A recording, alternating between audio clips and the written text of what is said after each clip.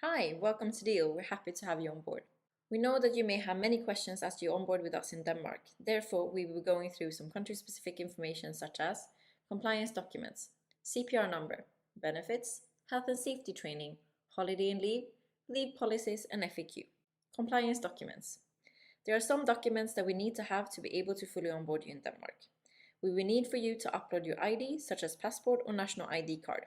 If you're not a Danish citizen, we will need to have your passport, national ID card, or your work permit front and back to be able to review and approve.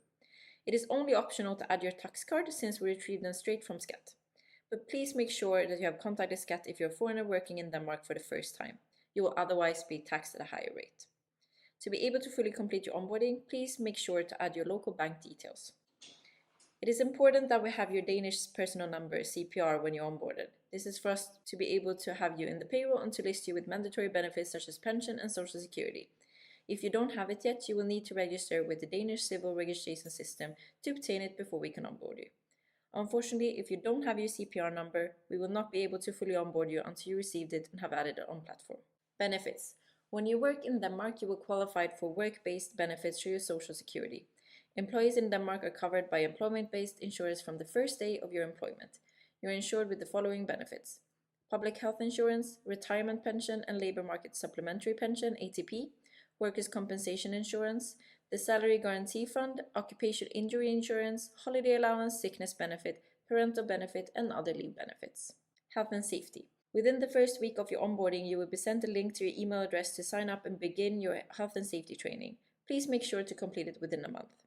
The training will cover the necessary topics to ensure your safety while working at Deel. It is good to know that the training is mandatory and is required to renew on a yearly basis. Holiday and leave. When you're planning on taking any leave, please add the leave on platform ahead of time or reach out to us at Deel if assistance is needed. If you're on sickness leave, please make sure to add this on the platform as soon as possible, and if you're being sick for more than 3 business days, you will need to upload a doctor's sick note on platform when requesting the leave. Leave policies and employee FAQ. You can find more information about the leave policies under Help and Feedback, clicking on Employee FAQ and then on Time Off and Other Leaves. Under the Employee FAQ, you can also find other information that could be valuable for you during your onboarding and employment with Deel. Thank you for taking the time to learn more about your onboarding and the specifics for Denmark. We hope this information was helpful to you and your onboarding journey. Thank you. Tack. So you want to hire an employee in another country? Well, you've come to the right place. I'm Guy from Deel, and we're leading the charge to help every business hire anyone, anywhere around the world. So let's jump right into it. If you're trying to hire an employee in another country, chances are you'll need to set up an entity. That means you'll probably hear your CFO saying something like, "Not another one, really?" Or HR being like, "Now we have to figure out all the local labor laws." It's not a super easy or fun thing to set up.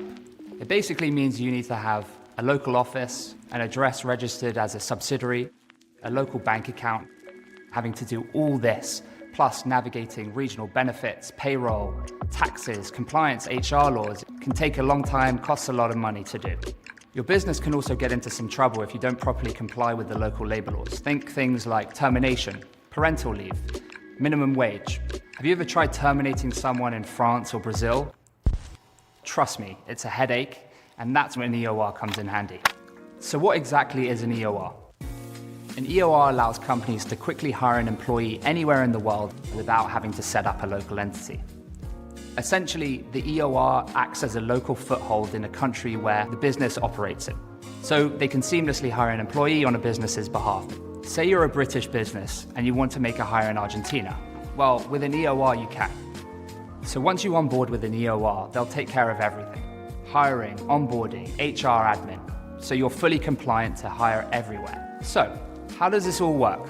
While an employee will be on the payroll of the EOR, they'll still technically work for the company using the EOR, just like any employee. When the EOR onboards the employee, they'll sign a localized contract with explicit details of their role and their responsibilities at the company where they're working. So on the EOR's end, they handle everything related to hiring. That means creating the compliant contracts, making sure income taxes and salaries are paid, and covering social contributions as well. Basically, all statutory requirements in that country. Now, while the EOR takes care of all this, it's the company's responsibility to pay the employer costs. So what do employer costs actually entail? Now, employer costs are the benefits, the taxes, and the fees the government actually requires the employer to pay when hiring in their country. These costs are based on the employee's salary, they're different in every country, and they can change year over year. Let's talk about equity. The big question we always get asked, can the business provide employees with equity? The short answer is yes, but it really depends on the country. For example, in the US, companies can issue what's called non-qualified stock options, also known as NSOs. Since the company doesn't actually have a direct relationship with the employee, the NSO is actually the only viable option. So how do you handle benefits? Each country has its own set of laws with benefits they have to provide to employees. These range from health and unemployment insurance to social security. The EOR exists to ensure every employee receives all the necessary localized benefits, along with any optional benefits the employer would like to also provide. How to deal with intellectual property and non-competes.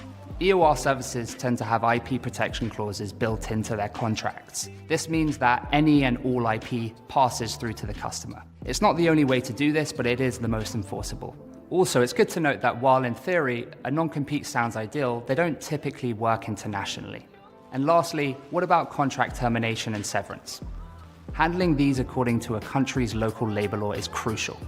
These laws often vary depending on the employee's location, though typically you always need to pay attention to the proper termination notice, the severance payouts, and managing any accrued benefits like unused holidays. The EOR manages the entire process to ensure everything goes super smoothly. Luckily, with Deel, you can use us as your EOR to hire seamlessly in over 100 countries worldwide. It's payroll, compliance, and full-time employment all in one dashboard. Yeah? Again?